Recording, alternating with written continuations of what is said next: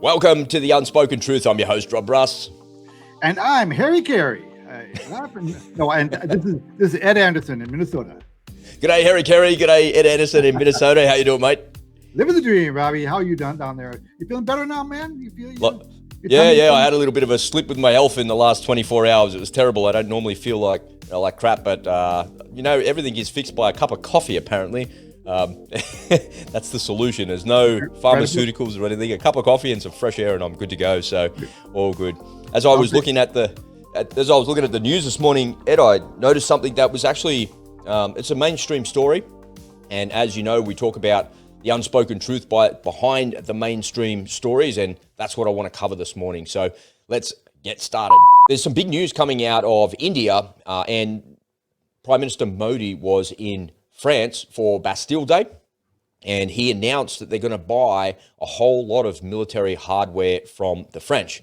Now, you might be thinking, why on earth is Rob talking about this, and why does what India does matter to us? Well, it's a very, very big geopolitical shift from India away from Russia.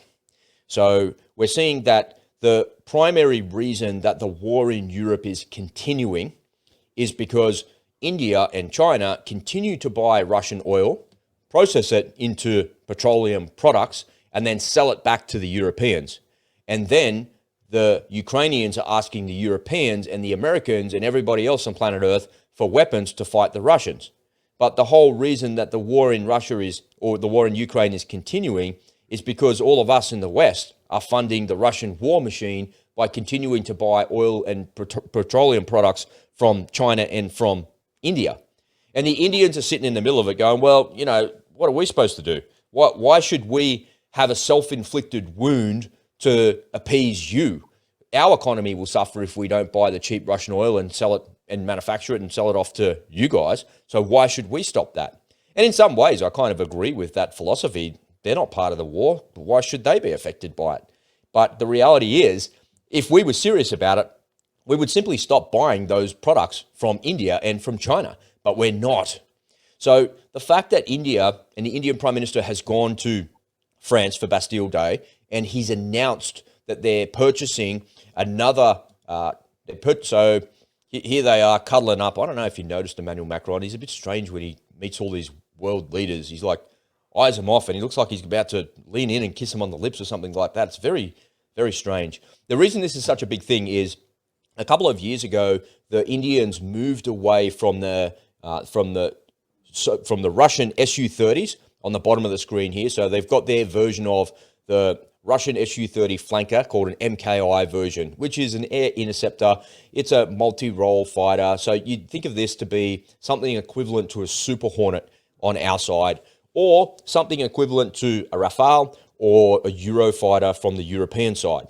So the Indians purchased 4 Rafales a couple of years ago. So that deal was done, I think in 2017. They got their first aircraft in 2018, 2019. It was just before COVID. It was a really big shift. And the reason that they purchased these aircraft is because they're building a new aircraft carrier. And the carrier is coming online soon. And the Indians have announced just yesterday that they're purchasing 29 Rafales. And this is a fundamental shift away from Soviet technology and as we move forward in time to Russian technology. So the Indian Air Force traditionally was powered by Soviet machines, MiG-21s, MiG-29s, and a series of other Russian hardware that was out there. And as we move forward in, post-Cold War, post-collapse, they continued on with their relationship. And the Indian military is a bit of a, I don't know how you describe it, maybe it's a bit of a zoo of different hardware that's out there. They've got Western gear, they've got Israeli gear, they've got their own indigenous equipment, they've got all sorts of stuff. And it's a really interesting thing. It must be like an absolute nightmare from a logistics perspective to be able to manage all of those things. The whole point of F-35 Joint Strike Fighter was to rationalize one platform that was capable of everything, a multi-role fighter, across all forces, Navy, Army, or Navy and Air Force and Marines. And the Marines are like, well, we don't have aircraft carriers. What are we going to do? And that's how they came up with F-35B, the vertical takeoff and landing version of it. But the Indians didn't look at that rationale, and they were like, oh, whatever, we've got these Su-30s. And we've seen these Su-30s in Australia. And when they first came here to Australia, that's, the first time we've had modern Russian hardware in our skies. And I know some fighter pilots that were going up against these guys. And, I had one guy who he's a Hornet driver, and he had a photo of himself like that in the Su-30 on his wing, right? They were kind of formed up in an echelon right, and he was like the lead in the Su-30. I was like, wow, that's a pretty cool photo. Cool, and yeah, there was a whole lot of like really positive press about that because the Indians are our friends, right? They're on our side. They're part of the Quad. And the Indian guys were saying the same things. They're like, man, I can't believe I'm flying off the wing of an F-18. Like, how cool is that? So it was a really good flag waving exercise. It was a really good thing. But I remember saying to this guy, this pilot, saying, do you turn off all your electronics? Making sure the radar's not on where you are. And he's like, yeah, man, it's all bolted down completely. So they have no visibility of our stuff, but they know our stuff anyway, right? But you're not going to give them any more access than you actually need to, even though they're our allies. And that's simply because the platform that they're using could be, the information in those platforms could be sent across back to where these things come from, which is our enemy, the Russians. So the fact that Modi's come out and said that they're purchasing 29 Rafales for the aircraft carrier is a fundamental shift, and it's a move away from Russia as their preferred supplier of military hardware. And this has been going on for a couple of years now, but now we've got confirmation of it. So a country and a military buying just a handful of planes, half a dozen planes or whatever it was originally, is not really a fundamental shift. It seemed like a little bit of a tested measure. Is this going to work? And the reality is it's worked incredibly well. And when I look at the Rafale and I stack it up against the Su-30 and what I know about military aviation, the French stuff is way better. Way, way, way, way better. And these Indians have been to Red Flag in Nevada a couple of times as well. And there's a whole series of problems that they have with this Russian hardware. It's very, very different to the Western gear. When you talk to these American pilots in Red Flag and you see the interviews with these guys, I've spoken to a couple of them before in a few different interviews, and they sort of, they get the scramble alert, they get out to their jet and they've got to be in the air within sort of 8 minutes or something. And while they're pissing around, like getting ready, taxiing out and taking off and all that sort of stuff, they kind of look over their shoulder, and the Indian guys are still like pulling the chocks out of the wheels, and they haven't even closed the canopy sort of thing. So they're really slow to respond. But that could be training as well. But I think it's more to do with the aircraft than it is their actual training, because they're great pilots and they're able to operate the machines pretty well. So it's been a fundamental shift away from Russian hardware that looks like this. And we're seeing a lot of this in Ukraine. And we do know that these things perform exceptionally well. They definitely have better radars and better air superiority than anything on the Ukrainian side. And depending on what block version of F-16 the Ukrainians get will depend on whether or not the relevance of that machine is any good. What I do know is if you put this machine up against this machine, the Rafale will probably kick its ass every time. But at the end of the day, you're looking at numbers on a piece of paper. What matters is the pilot training and the pilot skill. And the pilot training and skill in the Western Air Force is always better than what it is in the Russian military or the Chinese military for that matter as well. The other big announcement that they made in that part of the world was there was 3 more of these submarines to be purchased. So they're called a Scorpene class submarine. They're a diesel electric class submarine. I want to say they've got 6 of them already, and they're going to buy 3 more of them. So a bit of a funny story that goes with one of these ones that launched in 2017. I remember this story when it happened. It's this big thing that the submarine's ready to go. Imagine building that thing, right? It's like an incredible engineering feat that's happened. And I went to sea trials, and it's, sold, the Scorpene submarine is sold that it's a stealth submarine. And these diesel electric submarines can't stay underwater for very long because they've got to come up and snorkel to recharge their batteries. And there's a whole range of reasons why they're no good. But when you look at the Indian Peninsula, it's probably the right tool for that location. Do they need nuclear submarines? Well, yeah, maybe. But I can't remember if it was a Scorpene class submarine exactly, but I remember it was an Indian submarine. They put it to sea, they put it out, and they sent it to some sea trials. It came alongside, and they were ready to go for some sea trials again, and somebody forgot to close one of the hatches in the rear of the sub. It submerged, went underwater, and then it came out of the water. It was in a dry dock for another year, because it caused so much damage. And I was like, oh, man.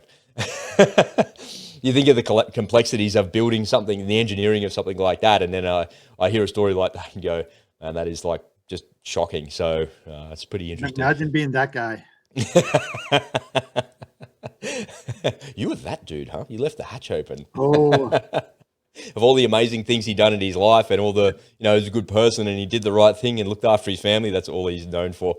Yeah, poor dude. So, yeah, it's been a fundamental shift away from American, or away from American hardware as well, I want to say, because Super Hornet was in the race with Rafale, but I don't think the Americans would ever sell Super Hornet to them for carrier ops, because the carrier that they were designing has got a ski jump on it. That's the first thing, and Hornet's not designed for that. It's designed for flat top decks.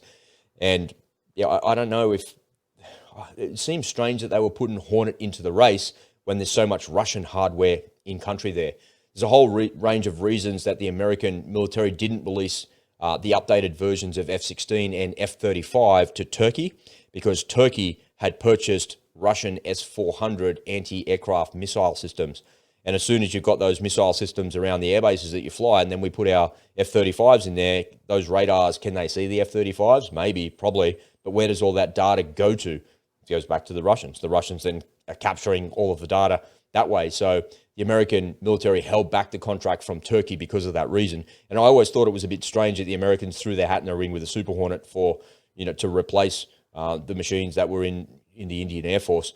But it turns out the French won anyway, so that's all a bit of a moot point. But yeah, that's some interesting geopolitical news that's been reported on, but it hasn't really bubbled to the surface very much. I think it's a fundamental shift away from the Russian-Indian alliance that has been there for a very long time, and now that's shifting. We've got a shift in the geopolitical situation, and we've also, I think part of the reason for that is the Quad. Because if something happens in the Taiwan Straits or something happens with North Korea, the Quad is India, Australia, the United States. There's South Korea as well in there, and then there's Japan as well. So those four countries are the ones that are going to go in there, and that's the quasi-NATO alliance that's in there. But just at Vilnius in the last couple of days, the NATO alliance wanted Australia and New Zealand and South Korea. They wanted us there. It's like, why are we there? Why? We're in the Pacific Ocean and the Indian Ocean. We're nowhere near the Atlantic Ocean. Why are we there? And Jens Stoltenberg said that, well, we understand that it's not just NATO, it could be global. And since you're kind of quasi part of the alliance, if you get attacked, you're in the ANZUS treaty and you're going to be covered by the Americans anyway. And then if the Americans get attacked, then we're going to come and rescue you. So is it turning into the North Atlantic Treaty Organization and the North Asian Treaty Organization? Maybe it could be. That's kind of what Jens Stoltenberg was alluding to. But if something happens and we end up in a shooting war with the Chinese or the North Koreans, then these submarines are going to be important pieces of equipment, and the alliances that we have are going to be really important as well. But we also know that the Russians are going to be on the side of the Chinese if that happens. So that's why I say this is a fundamental shift away from that. And if the Russians stop supplying logistics to the Indians because suddenly they're on the wrong side, the Indians are in a lot of trouble because they don't have that capability anymore. So therefore they need some other capability, and that's why they're moving towards that European design. Are the French ever going to be the enemy of the Indians? I don't think so. It doesn't seem like it could be. But that's maybe the hypothesis that they're working to. The Russians potentially could be the enemy of India at some point in the future, particularly with the conflict in the northern part of Asia, northern part of China and Taiwan. If the Russians enter a conflict in that part of the world, then all of a sudden the logistics go away, the supplies go away. But even if that happens, I bet you they still keep buying Russian oil.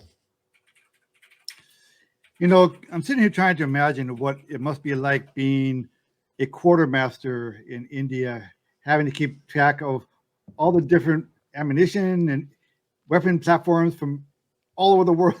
It's chaos, man. Which bullet goes with this gun? Hey guys, we got to hunt it down. Those over. I can see, and different planes from different countries. So you have different spare parts. You got to make sure you have set aside for that particular plane. Because these planes, you don't just order a plane from Russia or Israel or France. There's all the spare parts that go with it, and there's the mechanics that have to go along with it. And then there's the training. You don't just buy the plane. It's not like buying a car and stick it. It's a whole big thing, right? You got to consider the whole big program. So, but the Indians are kind of famous. They have the reputation for being pretty practical about. They don't have particular loyalties to any one country. If they need something, they'll go to the people that they can get it from, right? So they're kind of known for that, for being nimble, changing their mind about what they're using anything for, not just for military purposes, but on geopolitical. And when you consider their location geographically, and the fact that they're approaching Russia to having the most number of people, or approaching China to having the most number of people in the world. They'll pass that. I think they'll pass that this year. Okay, yeah. Okay, so they're the most populous country in the world. So I think they kind of have to be practical if they want to get anything. So here's a point that highlights that practicality. You're quite right, and I left that out completely. Practical or pragmatic? I think a bit of both, right? So you have to be practical about how you're pragmatic about something. I think that word means the same thing anyway, right? So, but it kind of messes with my head a little bit where I say that they're detaching themselves from Russia militarily because now because they bought 30, 40 planes or whatever it is from the French, does that mean that they're detaching themselves from the Russians? Well, are those Su-30s built under license from the Russians so they can actually manufacture the spare parts, and they've got their own supply chains, they've got only that. So there's a series of Russian bits of hardware that they have, but does that necessarily mean that they're coupled to Russia properly? Meaning their military won't work if they decouple from Russia? Probably yes and no. There's probably a bit of both of that going on. You would never know because that sort of information would be held secret. But to show you that they're practical and they're pragmatic, India are part of BRICS. Brazil, Russia, India, and China, trying to go up against the Western world, but they're also part of the Quad. Australia, Japan, America, India, and South Korea. Like, what? You're playing both sides of the coin, you freaking turncoat. Which side are you on? And they're like, we're on our side. And at the start of the war, I was really disappointed in the Indians, right? Australians have an affection for Indian people. I got a lot of Indian friends, and I worked a lot with Indian people, and they're wonderful. They're very similar to Australians. They have strong family values. They bloody work hard, really, really hard. And they're great people, and they have incredible food. I love Indian food as well, right? So, and they have just this really ancient culture, and they're just really great people. I've got a lot of great Indian friends, and I really like them a lot. And when the war started with Ukraine and Russia, and they were sitting in the middle of it, I was like, maybe I don't like you Indian people so much anymore. You're on the wrong side. You're on the wrong side of history, because I'm psyoped by this war, because Putin's evil and Zelensky's good, and it's a battle for good and evil. And it's not really that at all. But I was psyoped at the start and thinking, what are the Indians doing? Are they trying to be neutral? And then I remember the Israelis coming out and saying, we're going to be neutral. Because if we be neutral, then we can go and talk to Putin and try and end the war. And I thought, well, that's a good thing. That's a good way of doing that. But the Indians never came out and said that. And it wasn't for about 6 months that some journalist finally asked the Indian foreign minister, hey, why are you supporting, why you keep buying Russian oil? What are you doing? Like, what's happening? And he's like, what do I care about a war in Europe? We're not in Europe. We're in India. I was elected to represent the Indian people, and I'm representing the Indian people, and I'm acting in the best interest of them. I don't care about a war. And he's right. I have to say it. He's right. And I was like, there you go. There's some Indian practicality there, right there. Are they playing both sides of the coin? Yeah, they're getting cheap Russian oil, and they're selling it to a profit to everybody in the West. Okay, well, here's a question for you. So when they buy these French airplanes, did they translate the button that says on off inside they translate that into Hindi, and they typically no. When you look inside the cockpit of these things, and there's plenty of photos, plenty of open source intelligence that you can see, typically no, it's all in Russian, and they learn what it is in there. They don't change things around. They may, is the French Rafale got Indian characters in there? No, they all speak English. So all the Indian people are educated in English, and they all speak perfect English. Okay. And some ways they're better at English than you and me, because they learn British English and they're educated properly and stuff. Well, I do have a very good India-related investment. For those of you who really like Indian food, you should think about investing really heavily in Imodium. Imodium, what is that? Now I know what that is. That'll fix my Bombay belly. There you go. Have you been to India? Nope, never have. Really? I've been to India a couple of times. I went to Goa. I went to Goa in 1996 when I was in the Navy, just before we went into the Persian Gulf. Goa is on the west coast of India. It's up a little bit higher, closer to Pakistan. And yeah, that's where they filmed the Jason Bourne movie, where he's running along the beach and he gets found out by the Russian spy or whatever. And yeah, it's actually a really good place. A lot of history there, but just dead poor, man, the poverty. And I went to, I think it was in 2000 and when was my daughter born? She was born in 2006. I think it was in 2008 I went to Calcutta. So I was working a program, and I needed some Indian developers there. And this was in the days before freelancing is like it is today. And I was working through Upwork and these freelancing platforms, and I was thinking, yeah, this looks pretty good. They seem pretty good, but just their language ability wasn't quite there, and I wasn't sure. And I thought, you know what, I'll just get on a plane and go and see.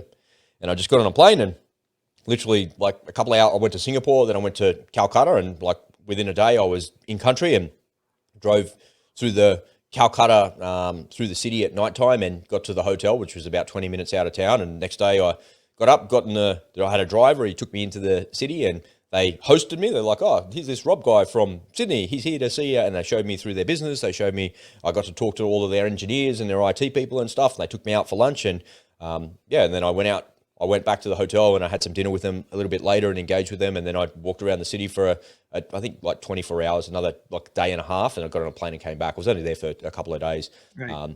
But what a place, man. You got to go there. You must, if you like travel and you like adventure, that's the place to go to. It is just chaos, man. Just the people and the humanity. But you got to have your wits about you in a place like that, you know, because people grabbing at you and like pulling on you because they can see you're a Westerner and things like that. So you got to make sure that you're with a guide and you're with the right people and stuff. That's part of the adventure. Yeah. I don't know. It can be a little bit scary if you're not careful. Yeah. In a back alley all by yourself, and there's 4 or 5 of them. Yeah. You're good? You like the adventure? I'm good. Cool. Well, that's pretty much all I've got for today's report. It's a nice and tight one. It's a big geopolitical shift in the Indo-Pacific. Remember, it never used to be called the Indo-Pacific. It never used to be called climate change either. It used to be called global warming. But since the world is not warming, they changed it to something else, to climate change. And because we need an enemy, it used to be called Asia-Pacific, which has a, you know, it kind of denotes Chinese. I never thought it did, because Asia is like the continent, not Chinese. You know, if it was the Chinese Pacific, I'd understand, but it was the Asia Pacific, and they moved away and called it the Indo-Pacific.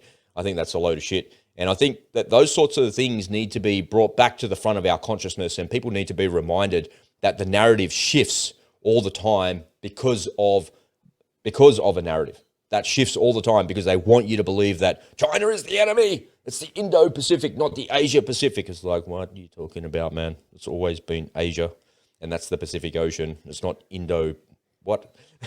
Anyway, that's my crazy thoughts for the end of the week. It's been great to hang out with you for another weekend and report on these news stories and get the unspoken truth. Ladies and gentlemen, make sure you follow us as a podcast over on Spotify and Apple Podcasts and wherever you get your audio content. And don't forget to scroll down. Leave us a comment in the show notes there. Don't forget to like and subscribe. And any questions, you can reach out on Twitter, or you can just leave them in the comments below. Ed, have you got any closing remarks for the week for us? Yeah, goodbye, everyone. It's a really fun week. Make sure you smash that like button and hit that subscribe button if you haven't already. So, live from Minnesota, God save the Queen. God save the Queen. See you next week. Bye, everyone.